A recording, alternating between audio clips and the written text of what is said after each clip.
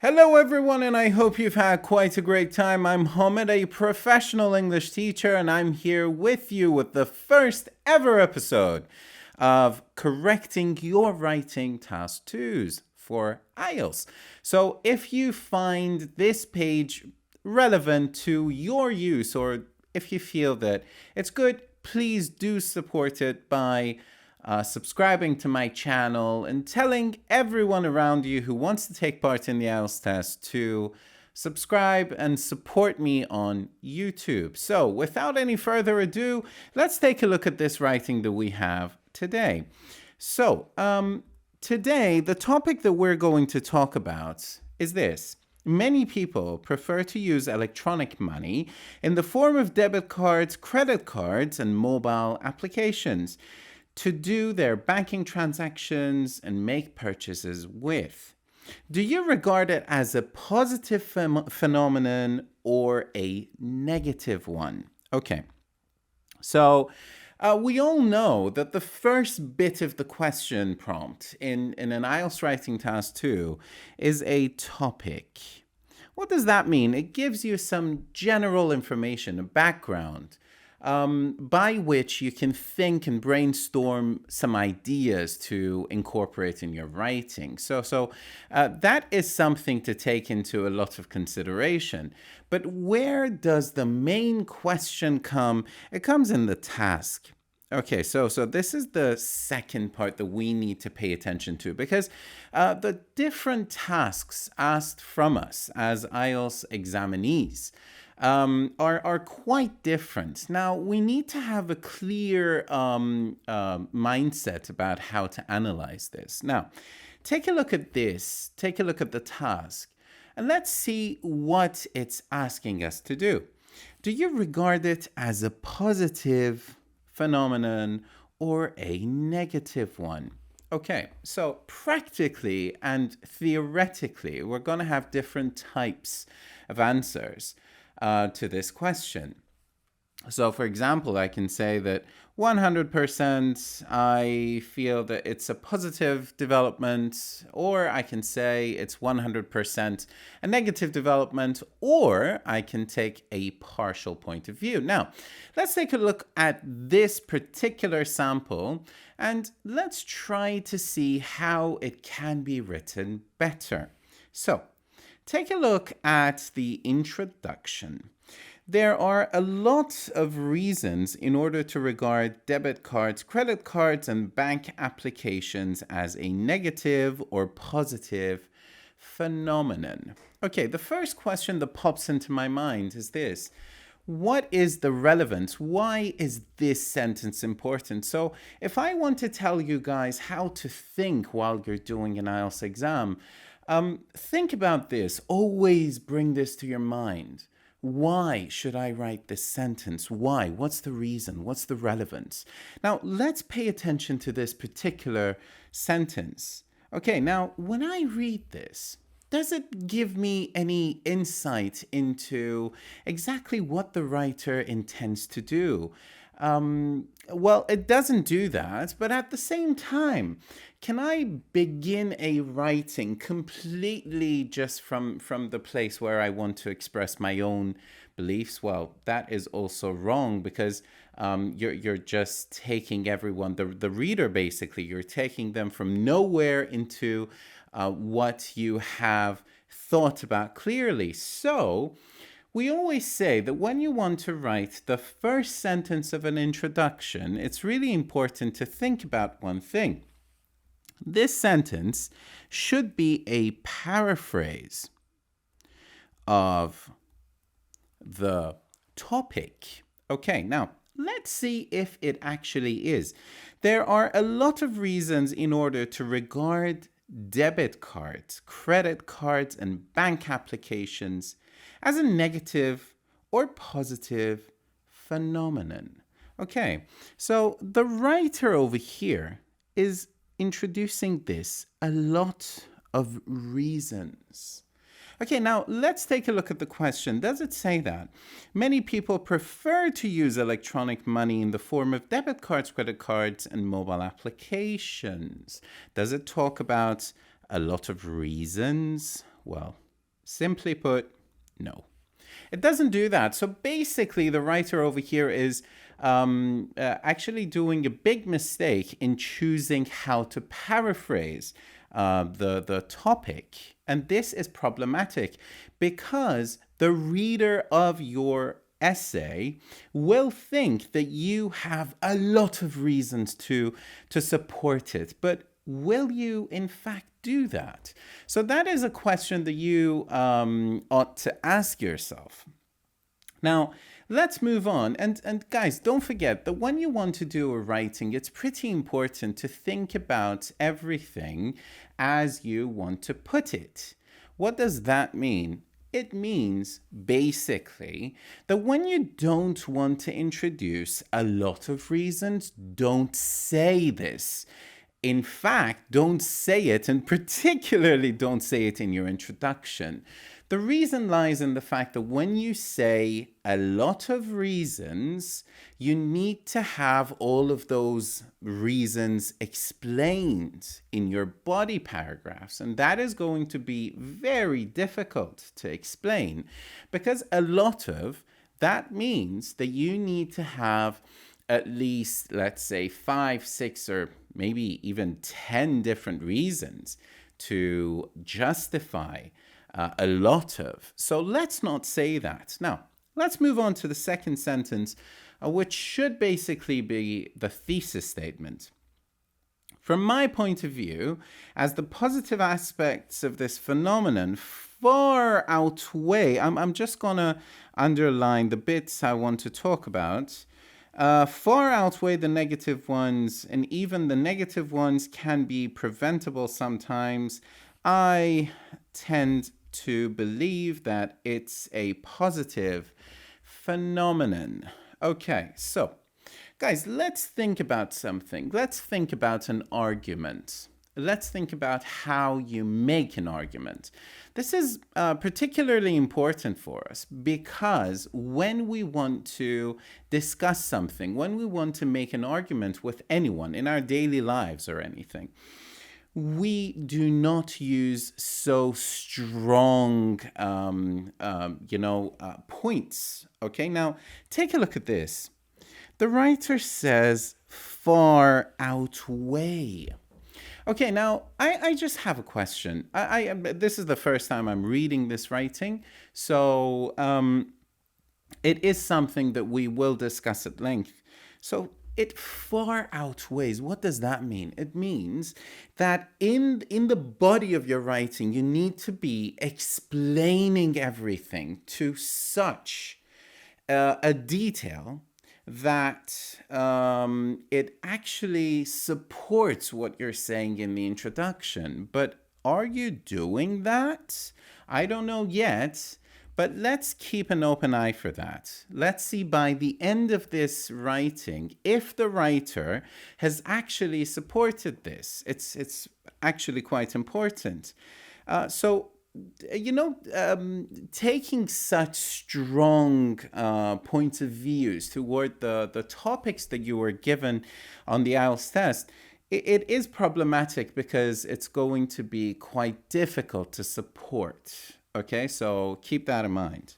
Okay, now let's move on. And let's take a look at this. So don't forget that I should always be capitalized. So this is this. And let's read the sentence again to see if we have any grammatical mistakes over here. From my point of view, as the positive aspects of this phenomenon far outweigh the negative ones. Okay, now take a look at this second part of the sentence, okay? And even the negative ones can be preventable. Okay, so this and even. Let's talk about this for a little while. I always ask my students not to use and. The reason is this. And is one of the first words anyone learns in any language. So it isn't a very good word to use in a writing, and specifically in an academic writing. Don't forget that and is a it creates a connection between two sentences. But is it particular? Does it show exactly what the relationship of the previous and the next sentence are going to be? Well, it doesn't. So we rather have other conjunctions used in our writing. So let's not think of and, because and is not a very good word. Keep that in mind. Apart from that, it is kind of not a beautiful sentence. What do I mean by that? When we waste a lot of words just to talk about a preventable action, well, I have a question. Couldn't we actually add this preventability into the previous sentence somehow? We actually could. So don't forget, as I always tell my students, just keep something in mind. Whenever you want to write in English, less is more. So the sentences are, with the deeper the meaning, that is the best results that we can have in a writing. So when you can send or convey a message using 10 words, it's not very good to go with 20 or even 15. So just keep that in mind. So the introduction isn't quite a strong introduction over here, as we actually don't have, we don't see all of the points that the writer is going to talk about in the introduction. And we also don't have a clear overview of what is supposed to happen. Now, guys, just a little point. When I say overview, I don't want you to mix it up with task one. That is not the case. I just want to point out to something. In a thesis statement, we need to provide enough support about what we are going to talk about later on. If we do not do that, it is actually going to be a problem. So let's move on to the first body paragraph. So now, reading this introduction, I do believe that the first body paragraph should be about the positive side. It shouldn't be about the negative side, most probably. Now, there's no problem if that actually happens. But given the fact that the writer talks about all of the positive points and everything, we can actually think that the writer is going to talk about the positive things, but we don't know exactly what he or she wants to say. Let's take a look at this. As we know, a huge amount of fake money is printed annually, which pervades between the public. Okay, so let's go sentence by sentence and let's see what is happening. Okay, so the writer over here is introducing something. Now let me take green over here. A huge amount of fake money is printed annually. Okay, so this is being introduced as the main topic of this paragraph, and it's important to know that the first sentence of a paragraph is supposed to be a topic sentence, explaining the contents, the overall contents of that paragraph. Okay, so I need to see this concept, this idea, being supported throughout this paragraph. Now, let's take a look at the rest of the paragraph. Given that in today's world, citizens are able to prevent such thefts, providing that they utilize credit cards or mobile applications for depositing the money. Okay. Furthermore, coronavirus pandemic has caused a great deal of problems itself insofar as the banks do not receive cash no more, in view of the fact that a lot of diseases can be exerted. Whoa. It is also a considerable factor that credit cards would not occupy much space, which I believe this matter is of great importance. Okay. So I always have a particular name for these sorts of paragraphs. I always call them a hodgepodge. Now, I don't know if you know what the word hodgepodge actually means, but hodgepodge means that you take bits and pieces of different sentences, you put them together in the form of a paragraph, but they do not necessarily have a clear connection with each other. This is actually happening over here. Okay, so I am seeing in the very first sentence that the writer over here is talking about fake money. Okay, now, in fact, and I need to emphasize on this that the writer over here is actually talking about the positive points. Okay, and that is something good because it creates some sort of coherence and connection with what the writer had introduced in the introduction. But let's see how this statement, the topic sentence in this paragraph, has been supported. So we see that, in fact, we actually, up to this part, we see some sort of explanation about the fact that using digital money is easier, more convenient. You won't be you won't be you wouldn't have fake money with you, and you would actually have a good experience using digital money, which is safe. But what happens from here on? Are we talking about that idea anymore? No, we are actually not doing that. And that is a big problem over here. So what should we actually do? The thing that we need to do over here is to rethink what we want to have in the topic sentence. So the topic sentence should be inclusive.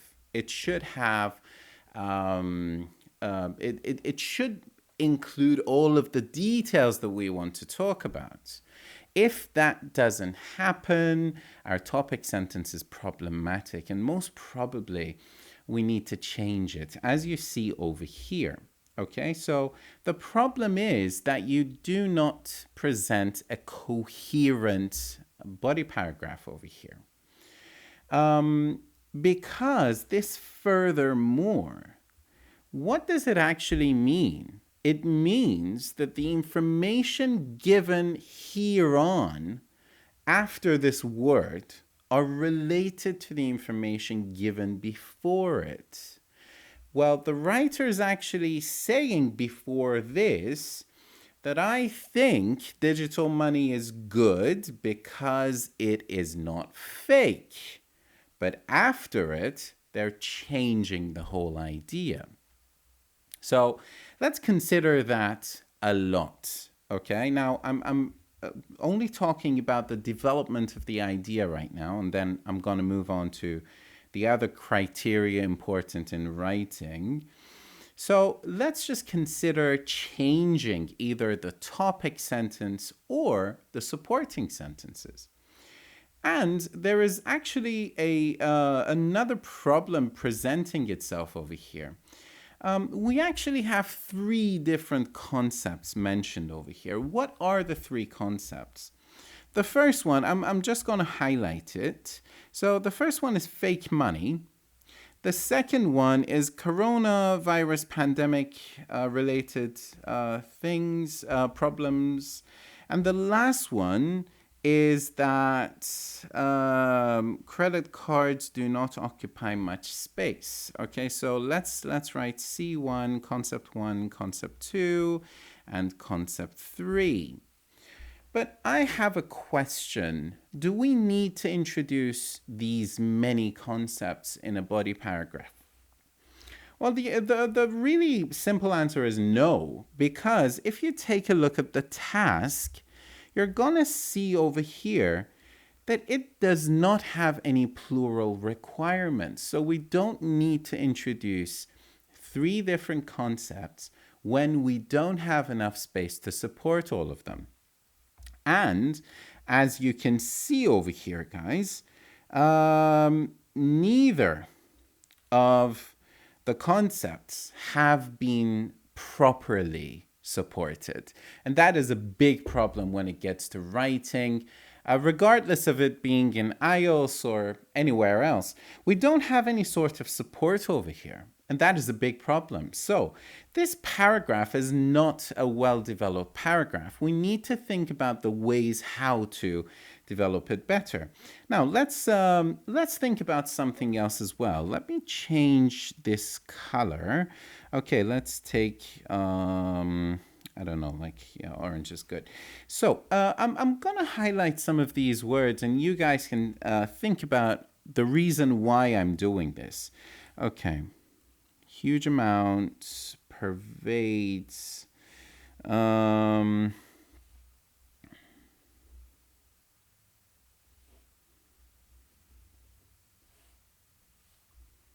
insofar as, can be exerted. Okay, now, let's think about these words for a little. A huge amount, is that a very difficult collocation? Is that a good collocation, in fact? It actually isn't, because we're using huge, which is quite an informal word. We're using that beside words like pervade, like insofar as, like can be exerted. So you see, I don't see any sort of balance between the kind of vocabulary that the writer is actually using over here. So let me tell you something. When you want to do an IELTS writing, don't think about difficult vocabulary. Think about the connection. Think about the relevance of the difficulty of all of the words that you have in one paragraph. Are they relevant difficulty-wise? So do we see any sort of connection between these words? Do they all come from the same sort of difficulty or proficiency level?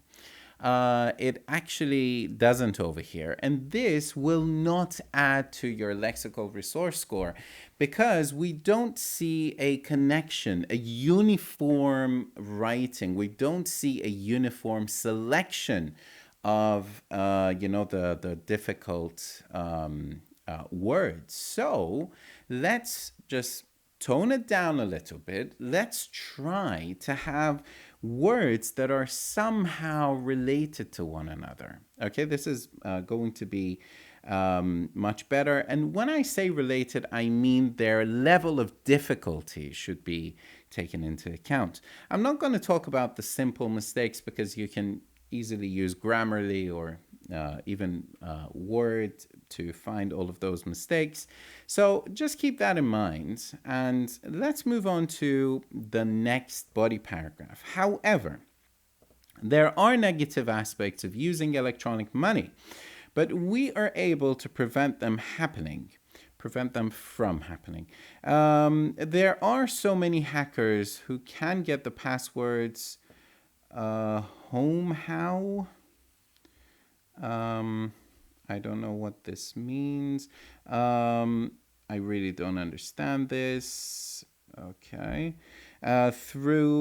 Somehow maybe, you mean, through which they can blank the accounts easily and may never be found again. Had people known that not every phone call or message should be answered, hackers could never hack the accounts through these ways. And it's also better to change the passwords of credit cards once in a while.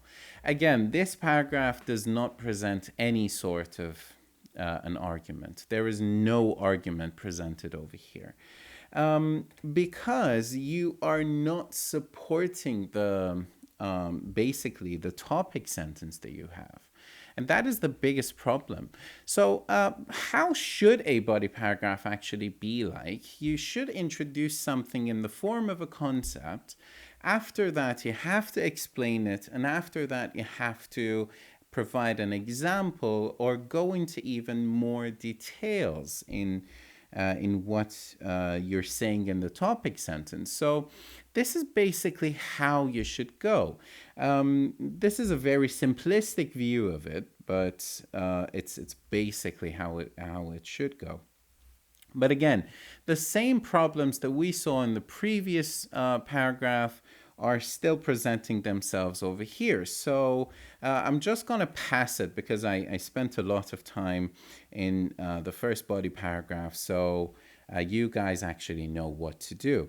Let's move on to the conclusion. To sum up, every phenomenon got its own positive and negative consequences. But as I mentioned above, the positive aspects of having credit cards and bank applications are much more and easier for today's generation. Okay, over here, you need to ask yourself a question. And that question is, what should I introduce in the conclusion? There was an old belief that the conclusion takes the form of an introduction. In some sense, that is correct because the introduction and the conclusion, both of them should be general. So we need to take a very general approach towards them. But they are actually different with each other because in an introduction, you are introducing all of the concepts and the way you want to approach something. But in the conclusion, you want to wrap it up. So in the introduction, you have a forward-looking approach, okay? But in the conclusion, you need to have a retrospective look toward what you have introduced. Now, what is the difference of these two? There is basically a difference in the sort of grammar that you use. Now, I will produce new videos for this, explaining how to write a good conclusion for an IELTS essay. But just keep this in mind. In the conclusion, you need to keep everything quite short, but at the same time inclusive of the information that you have provided in the body paragraphs. So, this conclusion should actually have some information included in it. It's actually quite important to have the main concepts that you want to talk about. So just keep this in mind because it's really important just to think about all of the concepts that you have introduced. And don't forget that the conclusion may seem to be unimportant, but it actually is one of the most important parts of a writing. Because basically you're finishing all of the discussion and you're getting to a final say. So you need to have the main idea introduced again, and also you need to have some sort of the supporting ideas or concepts mentioned over here. So let's just keep this in mind. And I'm just going to ask you guys to do something. Go into the comments down below, and if you can, just guess what score this writing would get in all of the 4 scoring criteria. So leave your comment for me. I hope you like this video.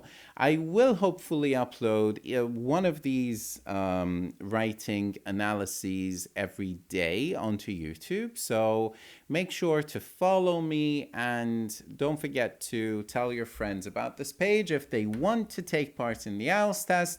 And thank you for all of the support. Have a great time and have a great life.